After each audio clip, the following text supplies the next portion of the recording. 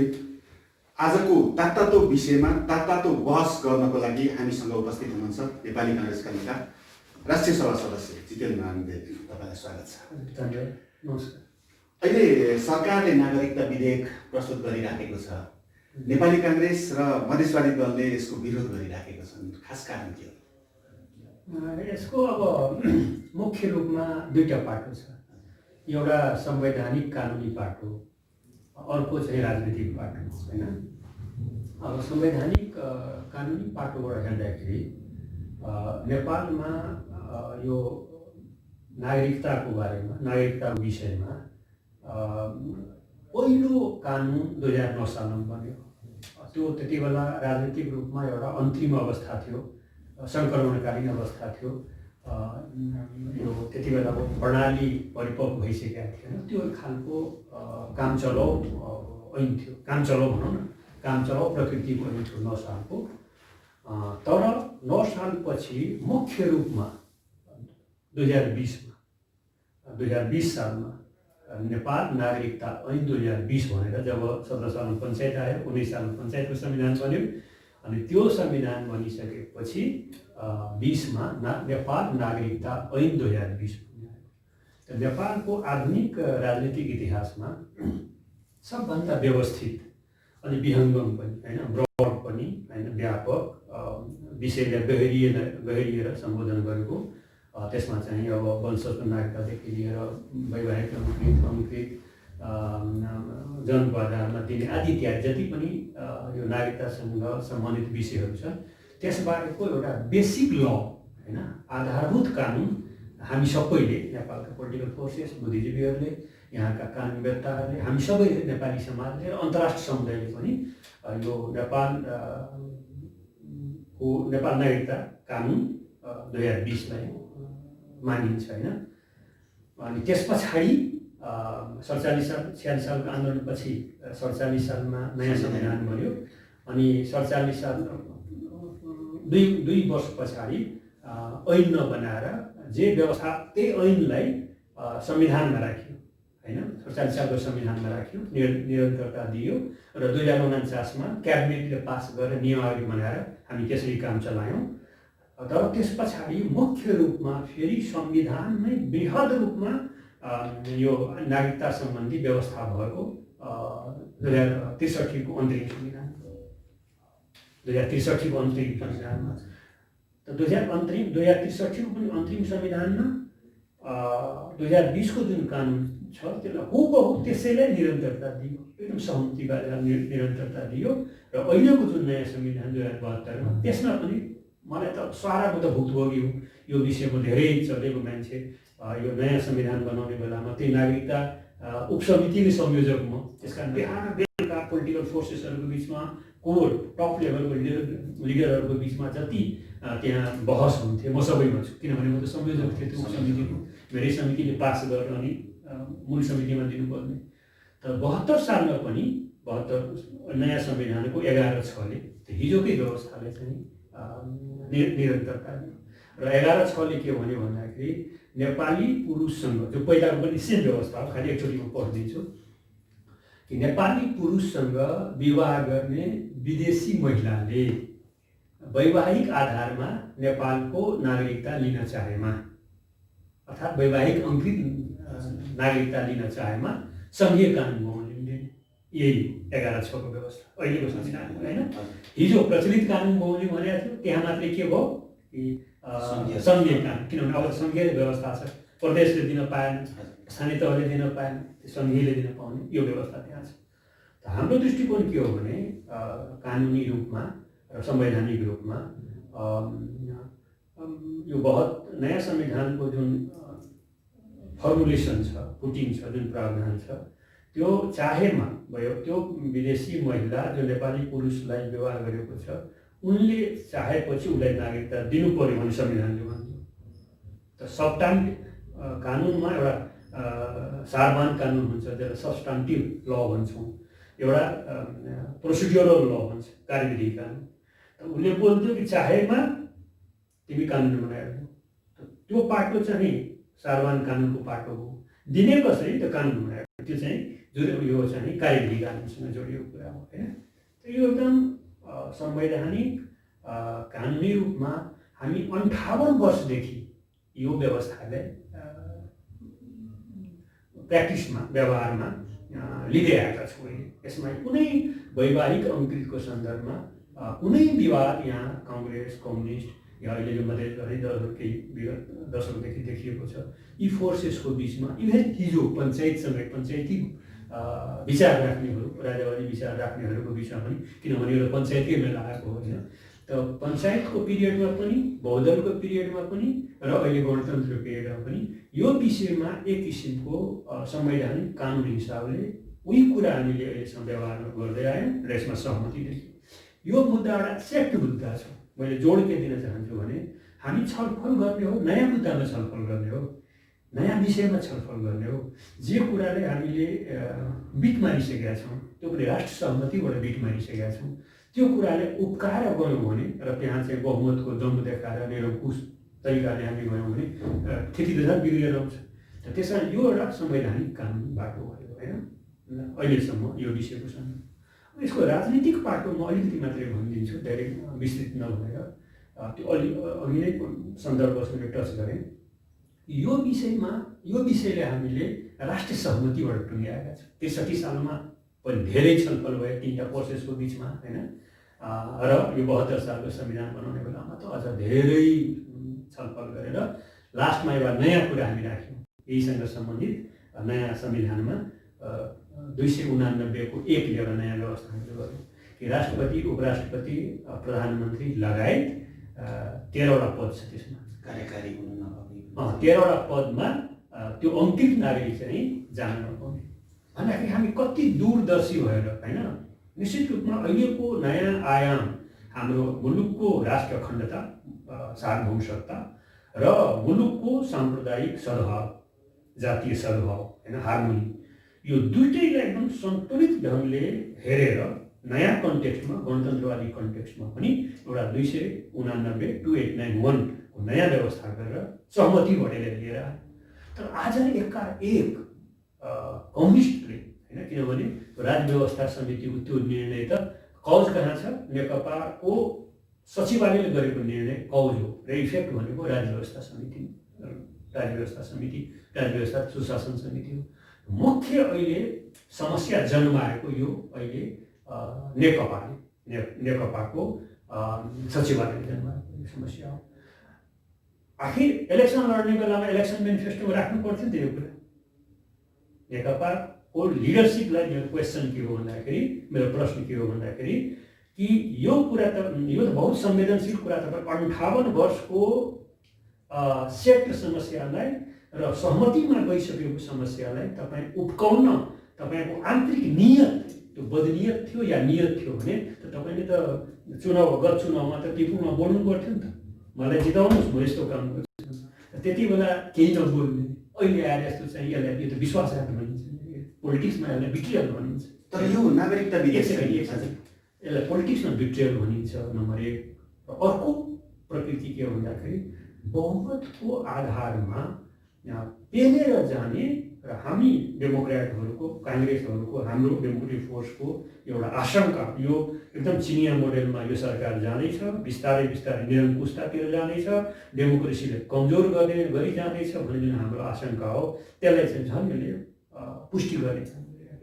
त्यसकारण कानुनी संवैधानिक सन्दर्भ र पोलिटिकल सन्दर्भ दुईटैलाई विचार गर्दाखेरि यो अनुचित निर्णय हो, यो अनुपयुक्त निर्णय हो, अदूरदर्शी निर्णय हो, अपरिपक्व निर्णय हो। मैले भनेको छु, पार्लियामेन्टमा पनि भनेको छु। त्यसकारण म यो पनि भन्छु समाधान के होला अब यसको, त्यो पनि म भन्छु ठ्याक्कै होइन।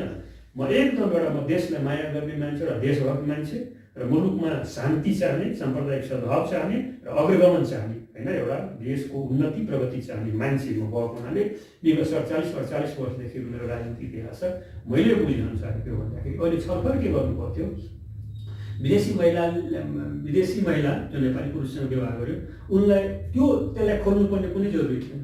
खोल्नु के थियो भने अहिले एउटा नयाँ माग आइरहेको छ कि ज्वाइँहरूलाई होइन, विदेशी पुरुष जो नेपाली चेलीले ल्याएको छ उसले नागरिकता पाउनुपर्छ भनेर हाम्रै नेपालभित्र हाम्रै चेलीहरूको, हाम्रो छोरीहरूको, हाम्रो दिदीबहिनीहरूको त्यो माग भइराखेको छ।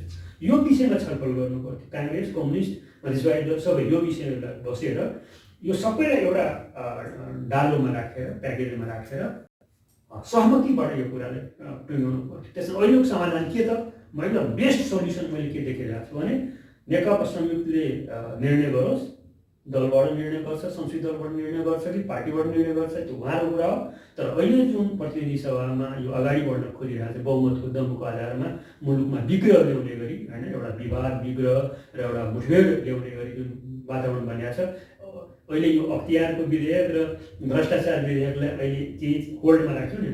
त्यसैले मेरो आग्रह के छ भने यसलाई होल्डमा राखियोस्, अहिले होल्डमा राखियोस् र यो नागरिकताको विषयमा आएको नयाँ जुन मैले आयामको चर्चा गरेँ, ज्वाइनहरूलाई नागरिकता दिने भन्ने सन्दर्भ, त्यसलाई पनि ल्याउँ। हामी तिनै पोलिटिकल फोर्स त्यसमा बसौँ, नयाँ ढङ्गले छलफल गरेर एउटा सहमतिमा जान सकिन्छ।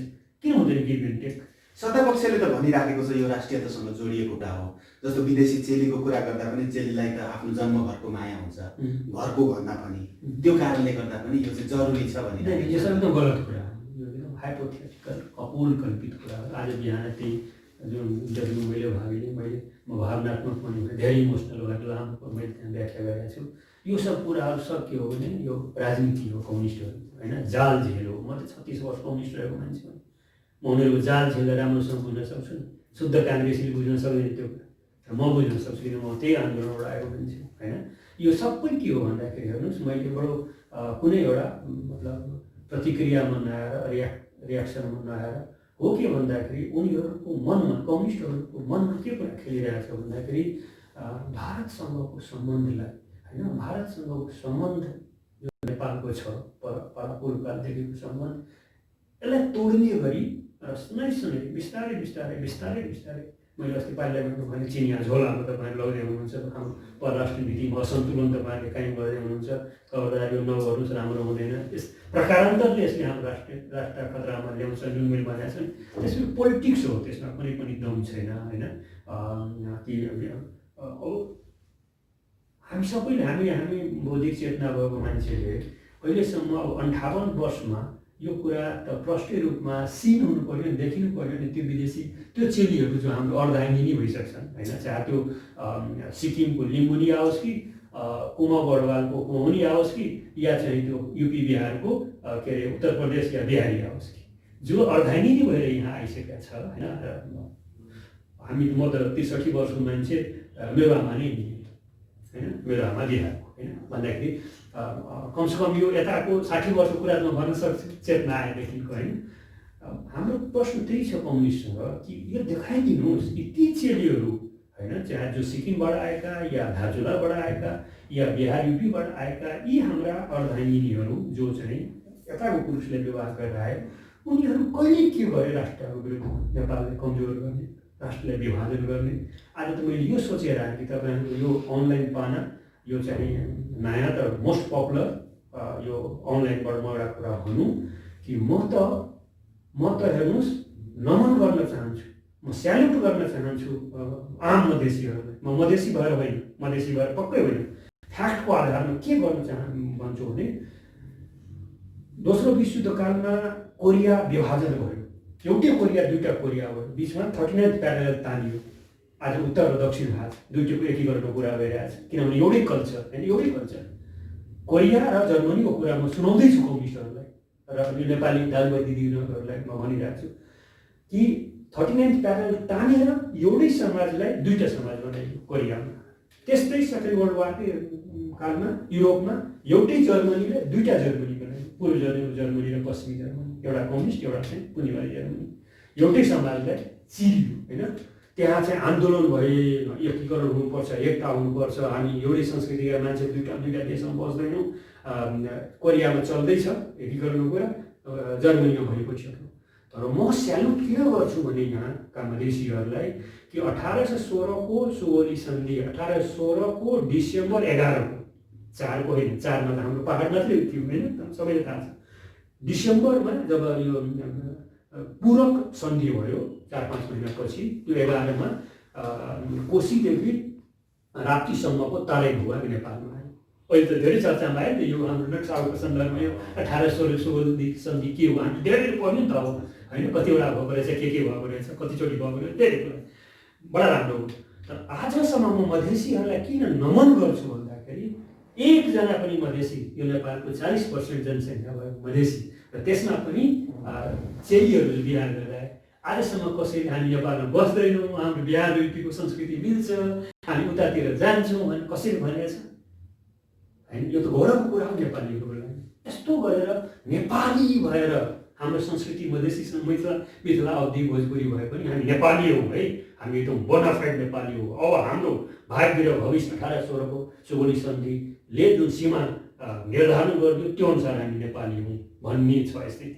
अब यस्तोमा तपाईँ आगो लगाइदिने आगो मुस्नुमा ठेलिदिने त्यसलाई यो काम चाहिँ कम्युनिस्टहरूले यो बेलामा छ नि तपाईँको चाहिँ नि सत्तारूढ दलहरूबाटै के भइराखेको छ भन्दाखेरि अरू बिजनेस भएन सदनमा प्रतिपक्षीको, त्यो कारणले चाहिँ मधेसमा आफ्नो भोट ब्याङ्क जोगाउनको लागि मात्रै यो विरोधको लागि विरोध गरिरहेको छ पनि भन्छ। यो त तपाईँ म त कम्युनिस्टहरूलाई त्यही भन्छु, यो त तपाईँहरूले ल्याइदिएर नै बहसमा आयो। अहिले नल्याइदिएको त हामी थोरै विषय उठाएका थियौँ, यो त तपाईँहरूले ल्याउनु हो नि, यो त कम्युनिस्टहरूले ल्याएको थियो। हामीले काङ्ग्रेसले चाहिँ अलिक कुनै पार्टीहरूले ल्याएको विषय होइन नि। यदि हामी यो नआउँदै हामी उठाएको भए पार्लियामेन्टमा या बाहिर त्यसको मतलब केही एउटा बदनियत या कुनै एउटा निहित स्वार्थ निहित राजनीति निहित उद्देश्य भने देखिन्थ्यो त त्यो त हुँदैन। रियालिटी यथार्थ के प्रक्रिया भनेको उहाँहरूले विषय छिराइदिनु हो, अब बोल्नु पऱ्यो। अबको दिनमा के छ, अब के हुन्छ यो चाहिँ अब अहिले मधेसवादी दलहरूसँग तपाईँहरूको यो एजेन्डामा आवाज एउटै छ होइन प्रतिपक्ष नेपाली काङ्ग्रेसको। अब के हुन्छ जस्तो तपाईँले भन्नुभयो यसलाई होल्ड गरिदिनु होइन के हुन्छ होल्ड भएन भने के हुन्छ भन्दाखेरि के हुन्छ र के हुनुपर्छ यो दुईटै कुरा म दुई चारवटा कुरा भन्छु। के हुन्छ भन्दाखेरि यसमा मैले के देखिरहेको छु भने अब यो अहिले नयाँ पार्टी जुन जनता समाजवादी पार्टी भनेको छ दुईवटा पार्टी मिलेर यिनीहरूले 16 गते एउटा 77 जिल्लामा जुलुस धर्ना र त्यस पछाडि विरोध पत्र दिने भने सार्वजनिक गरेका छ। नै त्यो त म अहिले त्यो त हाम्रो पार्टी डिसाइड गर्ने कुरा हो। हामी छुट्टै पनि जान सक्छौँ या अगाडि पछाडि जान सक्छौँ। एक्जेक्ट एजेन्डामा हेर्छौँ तर अहिले हामी सँगसँगै जान्छौँ त्यस्तो कुनै धारणा बनिसकेका छैन। पार्टीको हेडक्वार्टरले लिडरसिपले डिसाइड गर्ने कुरा हो। त्यसैले के हुन्छ भन्ने मलाई जहाँसम्म लाग्छ अब 16 गते उहाँहरू आउने हुन्छ। मलाई यही डर छ मलाई कि यो मुलुकमा फेरि एउटा हेट स्पिचको सिलसिला नसुरु होस्। साम्प्रदायिक सद्भाव जो अहिले हामीले कायम गऱ्यौँ होइन गत चुनावमा सुशील कोइरालाकै सरकारको बेलामा संविधान बन्यो। त्यस पछाडि शेरबहादुर देउवाको नेतृत्वमा जसमा म पनि थिएँ त्यो मन्त्रीमण्डलमा हामीले निर्वाचन गरायौँ होइन। त्यो निर्वाचनमा मधेसी दलहरूलाई हामीले सम्झौता गरेर ल्यायौँ। यो मुलुकले एउटा शान्ति पाएको छ होइन र एउटा नयाँ दिशा थियो। अब मधेसवादी दलहरूको के असहमति छ अहिलेको संविधानमा त्यसलाई हामीले डायलोगबाट वार्ताबाट त्यसलाई पनि सम्बोधन गर्दै एउटा चाहिँ यो सङ्घीय लोकतान्त्रिक गणतन्त्रको दिशामा अगाडि बढाउने हाम्रो अभियान छ होइन। यस्तो बेलामा माने 16 गते जुलुसहरू निकाल्दैछ त्यही बेला यो भन्दा एउटा किसिम काल्पनिक कुरा हो तर म पोलिटिसियनको नाताले यो म एउटा के भन्छ भने फोरकास्टिङ भन्नुहोस् कहीँ बोलिन्छ किनभने जब जुलुस निस्किन्छ जब एउटा सडकमा मान्छे आउँछ हरेक खालको मान्छेहरू आउँछ उग्रवादीहरू आउँछ होइन मध्यमारीहरू पनि आउँछन् होइन सबै खालको मान्छे आउँछन्। जुलुस चल्यो 2-4जना मान्छे मरिहाल्यो या त्यसमा नमरे पनि फेरि उनीहरूले कार्यक्रम ल्याउँछ मर त्यसपछि त्यो स्थिति बिग्रिन्छ नि त एउटा के हुनसक्छ भन्ने सन्दर्भ होइन के हुनसक्छ। त्यस कारण यस्तो त जान दिनु हुँदैन है जान दिनु हुँदैन। फेरि काङ्ग्रेसले पनि एउटा पोजिसन ल्याएको छ होइन काङ्ग्रेसले पनि एउटा पोजिसन ल्याएको छ कि यो मुलुकमा कम्युनिस्ट मात्रै छ। म त यो कुरा भनेको छु पार्लियामेन्टमा पनि अस्ति भनेर फेरि यहाँ पनि तपाईँको माध्यमबाट पनि भन्दैछु। प्रचण्डजीले मलाई जति बेला यो पहिलो संविधान सभा कालमा प्रचण्डजीलाई मैले भने त्यति बेला म विजय बजारसँग थिएँ होइन। मैले के भने प्रचण्डजी यसो गरौँ न त यो एमाले र काङ्ग्रेसले त्यति बेला कुरा होइन एमाले र काङ्ग्रेसले संविधान घोषणा गर्न दिँदैन हामीलाई तर हामी माओवादी र मधेसीहरूसँग झन्डै 2/3 बहुमत छ। हामी आँट गरौँ हामी 2/3 आउँछ हाम्रो काङ्ग्रेस र एमालेबाट पनि केही मान्छेहरू आउँछन् भोटको बेलामा हामी घोषणा गरौँ संविधान आँट गर्नुहोस् प्रचण्डजी मैले भने। अनि प्रचण्डजीले के भन्नु त्यो मैले पार्लियामेन्टमा सुनाएँ आज पनि मैले सुनाउँदैछु। प्रचण्डजीले मलाई के भन्नु भन्दाखेरि जितेन्द्रजी तपाईँको एउटा बुद्धिजीवी मान्छे हो लामो चाहिँ एउटा राजनीतिक अनुभव छ तपाईँसँग तपाईँको कुरा 100% सही छ। हामी आँट गऱ्यौँ भने संविधान घोषणा गर्न सक्छौँ तपाईँ कुरा सही छ। तर जितेन्द्रजी एउटा कुरा म यसमा थप्न चाहन्छु कि एमाले काङ्ग्रेस हारेको त छ चुनाव, हामीले जितेका छौँ, माओवादी र मधेसीहरूले चुनाव जितेका छन्, यो संविधान सभामा हाम्रो जनयुद्धले त्यागेको बहुमत छ। तर एमाले काङ्ग्रेस यो 75 जिल्लामा त छ नि जितेन्द्रजी। चुनाव हारे पनि समाजमा दुईवटा छ। हामी संविधान घोषणा गरे पनि यो संविधानलाई टिकाउन गाह्रो हुन्छ। एमाले काङ्ग्रेस सहमत नभएर संविधान घोषणा गरे भने त्यो संविधान टिक्दैन है। कति चाहिँ ज्ञानवर्धक कुरा, दूरदर्शी कुरा प्रचण्डले मैले त्यति बेला भन्नु, म त छानाबाट खसे जस्तो गरेँ मैले भन्दाखेरि यो त मेरो आफ्नो राजनीतिक जीवनकालमा धेरै ठुलो यो पढाइ हो मेरो लागि, लेसन हो मेरो लागि। एक्ज्याक्टली त्यही छ। कम्युनिस्टहरूले के काङ्ग्रेस छैन यो मुलुकमा? मधेसवादी दलको कुरा छोडिदियो एकछिनलाई। काङ्ग्रेस भनेको 77 जिल्लामा रहेको पार्टी हो नि त। समानुपातिकमा हामी झन्डै बराबरीको अवस्थामा छौँ नि त। एक सिटको फरक छ होइन। खालि हामी प्रत्यक्षमा न हारेका छौँ। कहाँ इन्डियामा 1984 में 2 सीट थियो बीजेपीको। आज मोदीको पार्टी कहाँ छ? यो चुनावमा त हुन्छ। 24 वर्ष 26 वर्ष जति बसुले कम्युनिस्ट पार्टीले बङ्गालमा शासन गर्यो। अहिले कसको छ? ममता संसदमा त रक्षात्मक अवस्थामा छ नि त। संसदले होइन, नेपालको इतिहास कस्तो रह्यो भन्दाखेरि तपाईँ हामी हेऱ्यौँ भने नेपालका बेसिक इस्युजहरूमा हामी पोलिटिकल फोर्सेस र सडकले डिसाइड गरेका छ। त्यो कुरा गयो कहाँ? जब यता डिसाइड हुन्छ, एउटा सहमति भन्छ, त्यो कुरालाई फर्मल रूप दिने, संवैधानिक कानुनी बाटो दिने सन्दर्भमा त्यो प्रवेश गर्छ पार्लियामेन्ट। त्यसरी काङ्ग्रेसमा भिड्ने मधेसवादी दल मात्रै होइन, मधेसवादी दल मात्रै होइन, काङ्ग्रेससँग पनि भिडेर जाने जुन एउटा अहङ्कार निरङ्कुश एउटा चिन्तन जुन यो कम्युनिस्ट सरकारले देखाएको छ, यसले मुलुकलाई पोलिटिकल एक्सपिरियन्स गरिरहन्छ भन्ने मेरो भनाइ। त्यसमा बाटो एक मात्र बाटो छ, त्यहाँ होल्ड गर्ने होइन। र यो नयाँ जुन आयाम छ नागरिकता सम्बन्धी, ज्वाइनहरूलाई पनि नागरिकता दिने, त्यो विषयलाई पनि छिरौँ, आउँ, बसौँ, तिनै पोलिटिकल फोर्सेस बसौँ, छलफल गरौँ, एउटा बिचको बाटो सहमतिबाट निकालौँ। पोलिटिक्समा पिसफुली वार्ताबाट बाटो निस्किन्छ, हामी बारम्बार निकालेका छौँ। तपाईँले यो भन्दै गर्दाखेरि चाहिँ जस्तो अब मधेसवादी दलले त 16 गते प्रदर्शन गर्दैछन्, अब प्रतिनिधि सभा 17 गतेसम्मलाई सारेको छ, 17 गते मात्रै हुन्छ। त्योभन्दा अगाडि यो कुराको छलफल कसरी हुन सक्छ? होइन, अगाडि पनि हुनसक्छ, पछाडि पनि हुनसक्छ। त्यहाँ होल्ड गर्नु पर्यो, त्यसलाई टुङ्ग्याउन दिनु भएन। टुङ्ग्योपछि त कुरा बिग्रिन्छ। तब त यो फेरि बहुमत अल्पमतको सवाल हुन्छ।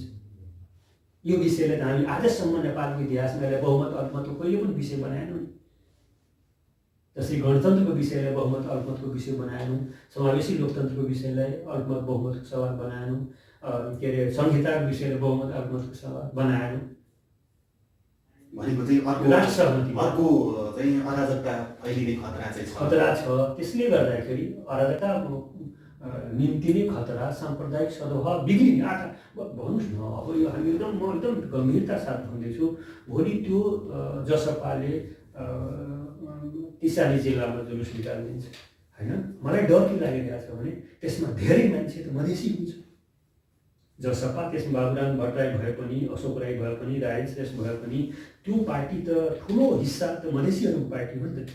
र त्यो हिसाबले भन्दाखेरि मेचीदेखि महाकालीसम्म तराईमा त्यो जुलुसहरू निस्किन्छ।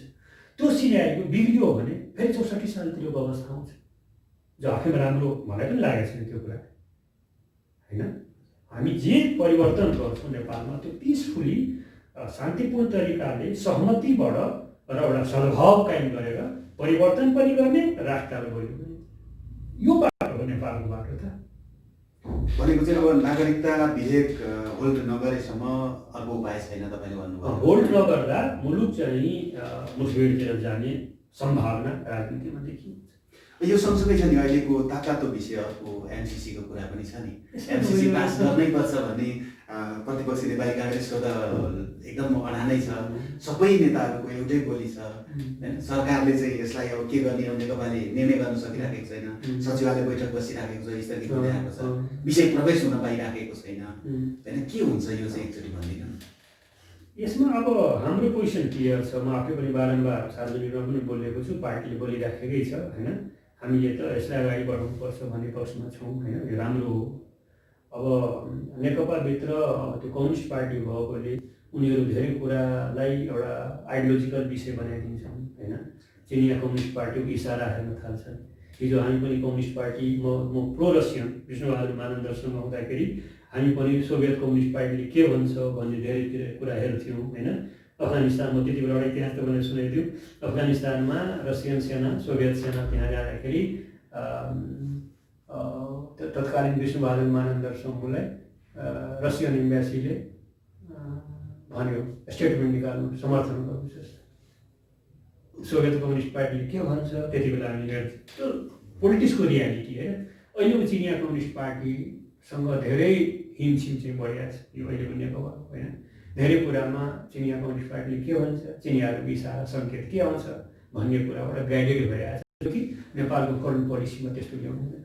पार्टीले पार्टी टु पार्टी रिलेसन राखोस्, हामीलाई केही छैन। हामी पनि राखिरहेको छौँ। हाम्रो चिनिया कम्युनिस्ट पार्टीसँग पनि सम्बन्ध छ, भारतको पार्टीहरूसँग पनि सम्बन्ध छ, दुवै देशसँग हामीलाई सम्बन्ध छ, दुवै छिमेकी हुन्, दुवै छिमेकीसँग हामी राम्रोसँग राख्न चाहन्छौँ, त्यसमा केही पनि छैन।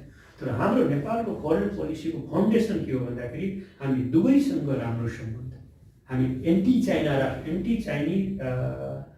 चाइनिज नेसनलिजम अथवा एन्टी इन्डियन नेसनलिजम हामी त्यो बोक्दैनौँ। नेपाली काङ्ग्रेसले कहिले त्यो बोकेको छैन र बोक्दैन होइन। तर उनीहरूले चाहिँ के भन्दाखेरि एन्टी इन्डियन नेसनलिजम बोकिया छन्, जो प्रकारान्तरले एन्टी मधेसी नेसनलिजम हुन जान्छ। त्यो कम्युनिस्टको एमसिसी विरोधी आन्दोलन पनि त चलिरहेको छ नि त। त्यसमा हेर्नुहोस् अब उहाँहरूको पनि चेतावनी छुट्टै खालको छ होइन, अराजकताकै कुरो छ। म पनि गम्भीर हुन्छु कहिले काहीँ होइन, यो विषय बहुत गम्भीर हुन्छु। के भन्दाखेरि एउटा त बेसिक पार्ट भनेको त्यो कम्युनिस्टहरू त्यसमा खेलिरहेको छ, कम्युनिस्टहरूकै भूमिका छ, संलग्नता छ संलग्न एकदम छ त्यसमा त डिजाइनै कम्युनिस्टहरू हो। तर त्यसमध्ये केही पार्ट मलाई के लाग्छ भने इल्युजन भ्रममा परेको छ। यतिसम्म पार्लियामेन्टमा एकजना नेकपाको सांसदले बोल्नु हो कि यो एमसिसी पास गर्यो भने अमेरिकी सेनाले आएर एउटा टुक्री पाल्पामा बस्छ, अर्को टुक्री मुस्ताङमा बस्छ, अर्को सङ्खुवासम्ममा बस्छ, यसरी चाहिँ कुरा गर्नु।